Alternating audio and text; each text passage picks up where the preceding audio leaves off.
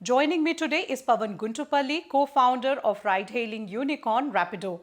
Pavan, it is wonderful to have you back. Many thanks for speaking to PTI. Yeah, always a pleasure to be here, Momita. Thanks for having me. Let's move to the overall financials. What is the outlook like for FY26 and where are you on this expansion blueprint that we talked about in terms of 500 cities, rollout for this year? Yeah, so our definitely we have earlier mentioned, we are planning to expand our presence across 500 cities. This is more a testament for us to say that Rapido is not only going to be a product or a service that is going to impact the top 7 cities of the country, but we want to go to the deeper roots of this country. And as a part of that, we have begun our expansion, and we are currently already at 200 plus cities, and we are very well on track to ensure that we are reaching 500 by the end of this year. And in terms of our outlook for 26, I think Rapido, all the 3 categories are growing very healthily. And one of the interesting facts, because of our innovation in SaaS model, we are already seeing the receptance of that model by a lot of captains, and that has given a lot of success for us, a lot of acceptance in the cab industry, and we are already market leader in key few cities, and we hope that we'll continue this healthy growth in all the categories. If I look at the gross order value, that seems to have increased by 2.5 times up to nearly $1.2 billion in FY25. But at the same time, your cash burn seems to have increased, and analysts are saying that this would continue to be the case as you look at acquisition, as you look at, food delivery and diversification. So how do you bridge this gap between growth and profitability? What are your expectations for FY26? Yeah, so one of the proudest things at Rapido for us is, while we are trying to provide a affordable and convenient transport solution to hundreds of millions of users and creating livelihood on the scale of 90 lakhs, what we are also ensuring is that as a business we are sustainable. So we are proud that we have turned PAT profitable the last quarter of 2024, and we hope to make sure that along with our along with our growth aspirations, we make sure that we are also going to be sustainable and being profitable as we keep scaling. Okay, is there a year that you have in mind, an FY26? Could it be possible for you to have a full year net profit? Is that the timeline that you are looking at, or do you think it could be delayed? So one of the important things is, and definitely like I mentioned, what we are balancing is our growth aspirations as well as profitability. So definitely there will be times where we'll be betting on growth, and there'll be times wherein also trying to have profitability in check.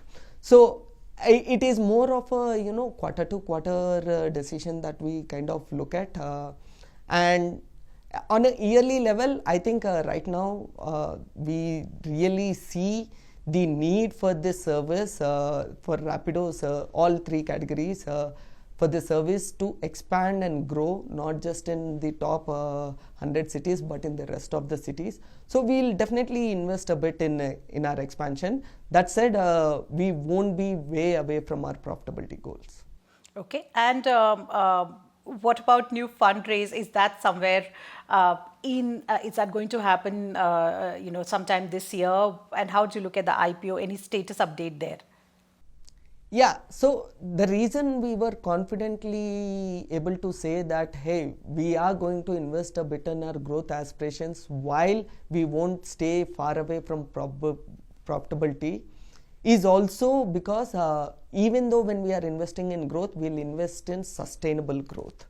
And because of that, I think our funding requirement is not a lot. We are very well funded, and like I've said, we are in certain quarters we are already PAT profitable, and we are already operationally profitable for every ride that we do. So we are well capitalized for now, and we are not actively looking for funds as we speak. And listing, will that happen once you turn full year profitable? So for us, IPO is more a matter of timing. We'll sort of go to it when we feel that we want to. Okay. Pavan, I wanted to ask you something, and this is really, I think, pertinent given over the last 3 months, last 3 or 4, 5 months, we have seen other cases now on the corporate governance side as well. We have seen Gensol, we have seen, the way funds have been used by founders. I wanted to, understand from you, how do you look at the importance that companies, startups need to give when it comes to corporate governance practices, and what kind of gold standards do they need to put in place, given the kind of incidents and cases that we've seen? Yeah, so one of the things at least we at Rapido has always believed is when you are the largest gig economy job creator in the country, when you are doing almost 40 lakh rides every single day, okay, for us, we already feel a responsibility both towards our users, towards our captains, and towards our stakeholders who have been a part of this journey. So from users' perspective, we bet heavily on our safety of the ride and everything. Just like we have gone 2 notches in improving the safety of the ride by the industry first features like proactive alerting and everything. Similarly, in our governance, what we make sure is our audits happen without whether we are fundraising or not. We make sure that our audits are happening by external and verified third parties. And our boardroom discussions are definitely a lot more deeper, wherein we discuss not just the growth numbers but also the profitability numbers, which is also one of the reasons why as a company we have been able to maintain growth as well as profitability. And what is your message to other founders? Because, really this startup space, corporate governance issues have come up again and again, compliance issues, corporate governance issues. What is your message to other entrepreneurs and founders on these key aspects like, corporate governance for one, innovation for another one? Because we did hear, earlier this year, government talk about how, startups need to focus on deep tech and those aspects of innovation rather than just incrementally looking at, what they could innovate into. Innovation was one of the big talk points at the Startup Mahakumbh this time. How do you look at corporate governance and innovation, these two aspects as a noted startup founder yourself? Yeah, so not just in corporate governance aspect, I think in the aspect of your product, in the aspect of the way we are running business, I think the key important ingredient for long-term foundation, for long-term growth is trust. Earning the trust of your captains, earning the trust of your users, earning the trust of your stakeholders, right? And the thing with trust is it's more like a binary thing. You need to be almost having 100% success rate. There is no scope for having a probability of 95% and 5% I'm not trustworthy. So I think keeping that in aspect, I would say take every step. Whenever we are taking a step, I would say, hey, is this going to hurt the trust of your stakeholders? Maybe that's a kind of a filter question that I would like all of us to ask, and that is something we ask ourselves every single time when we do something. And in terms of on innovation, while definitely I believe that maybe in certain aspects, especially like AI, we are not where we want to be. And this is something that I have always realized, even our neighboring country as well. I've seen them first sort of just getting started, just trying to do and leverage what is existing, what is available. And after a point, on top of that, they have started again then taking leaps. So in certain cases, for me, innovation is not the final product, it's the entire journey. So if people are taking bets, leveraging of what is existingly available and building on top of it, without being complacent, though, once they have reached a state, without being complacent and still taking leaps, for me, I think that is innovation. That is still, I would consider, part of the journey of innovation. And I wouldn't be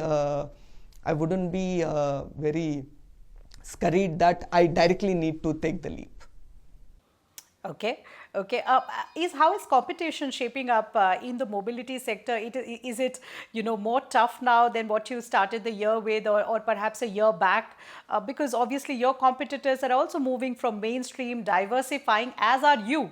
One of the large cab aggregators, ride-hailing platforms, this month itself talked about its alliance on the metro ticket rides, where you can use the app to also now book metro tickets, and they have actually pledged to get into B2B. They have already launched the logistics offering. They're getting into B2B. Food delivery is something that they have mentioned. How is the competition shaping up for you in the mobility and aligned areas, and what are your diversification plans for this year?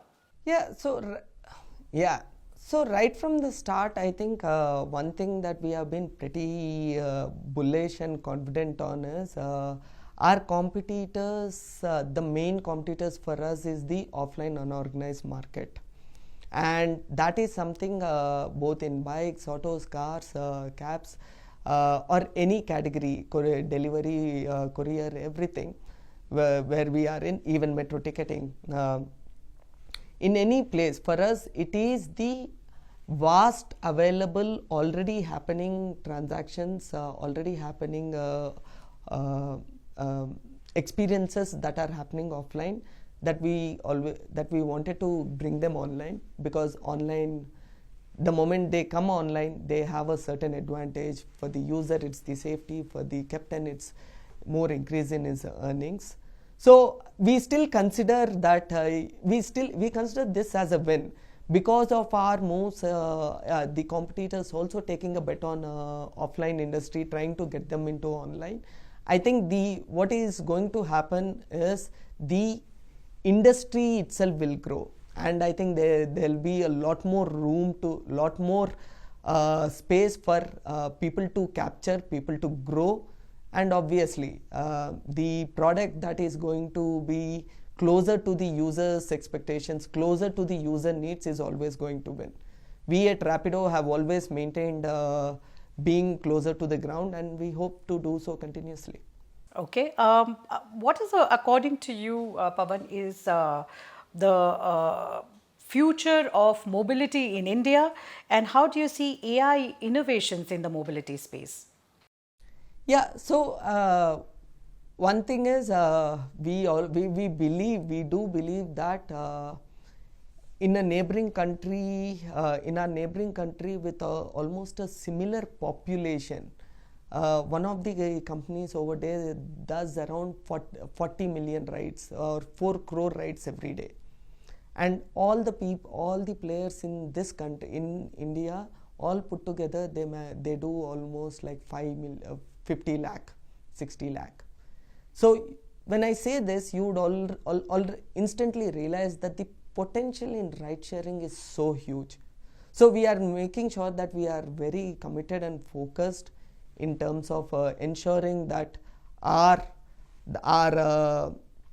products are evolving as per user needs. Our services is available across 500 cities. So I think we are going to focus a lot more on that. And I want to wrap up by asking you this question. On the regulatory side of things, we are seeing the consumer-facing apps increasingly coming under regulatory scrutiny, and that is perhaps also a hallmark and a characteristic of a maturing market in some sense. We are seeing the advanced tipping as one of the flashpoints now. We have seen in the past concerns over use of Android versus Apple phone, the algorithms sort of giving you different outcomes and results for consumer facing apps, and these are the allegations that when the battery is sort of draining out, when you're in the last sort of leg of the battery, sometimes there have been charges that sometimes the fares that are shown are higher. Again, the same sort of concerns and allegations coming up on the Android versus non-Android phones. My question to you is, therefore, what do you make of this growing regulatory focus or scrutiny, and how is Rapido looking to or preparing to navigate these compliance challenges in the Indian market? Yeah. So, before answering that question, I'll also give you some context. All the founders of Rapido are actually from middle class. Before we started on this journey, we were Indian middle class people, right? So when we are building something, we know the value, the pain of let's say for a service, if I have to spend some extra bucks, what does it mean? Or if anything is trying to upsell or do something, what does it mean? So we have a very frugal and a very customer first mindset, and which is why I'm very proud to tell you that in a lot of these cases we have taken a customer first approach. We do not misuse the customer's data or captain's data in any way except for their own betterment. What I mean by that is we do not overcharge, we do not differentiate or discriminate in terms of what phone they are using and everything. And that said, I think it's also the government's. I think it's the government's part of their job to also look out for people. So when they are putting out raising concerns, I think we kind of have to take heed and see if they are raising concerns for the right reasons, and if so, we have to look at how we are doing things, because ultimately, if any company, and especially we at Rapido always believe we are a customer first and a captain first company. If we are actually claiming that, then we should also substantiate it. Right. Pavan Guntupalli, on that note, many thanks for speaking to PTI. It was wonderful to have you with us. Always a pleasure, Momita. Thanks for having me again. Yes.